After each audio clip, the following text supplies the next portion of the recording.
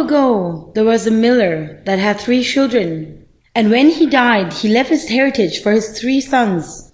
The eldest son got the mill, the second son got the donkey herd, and the youngest son got only 1 cat. Jack was the poorest of all, and since he got a cat, he couldn't make a living out of it, but he took very good care of it. Time passed, and he spent all his money, so he asked the cat, "What should we do now?" Jack didn't hope for the cat to reply, but the cat said, "Do not worry, Jack, I will reward you. Just give me a hat and a pair of boots. You will see that I'm worth it." When Jack gave the cat what it wanted, the cat took off the stuff to dress up and carried a bag. It was so funny for Jack to see the cat in boots, so he called it Puss in Boots. In the next morning, Puss went to hunt a rabbit and put the rabbit in his bag. He traveled to a castle with the bag of rabbit to give to the king. Puss said to the king, "This is a present from Her Majesty, Marquis of Carabas." The king was very surprised to get a present and replied to the cat that, "Maybe I will go visit your master and thank him in person." Puss told the way to the castle and promised that he will bring his master to welcome the king.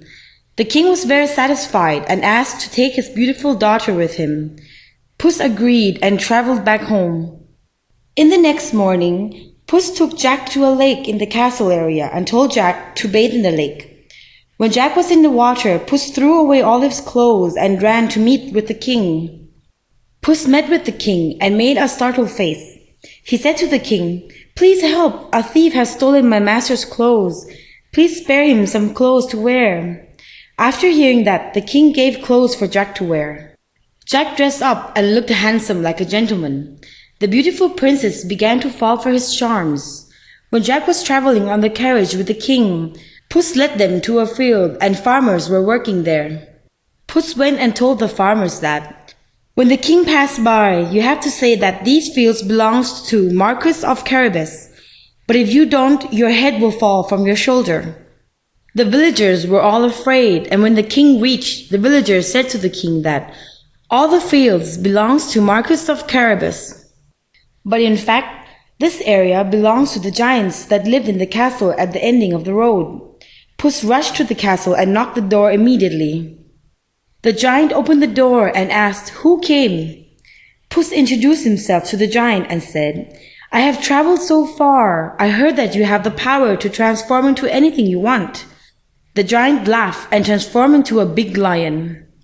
After seeing that, Puss said, "You are a graceful lion, but surely you can't become something smaller. You can't turn into a tiny mouse."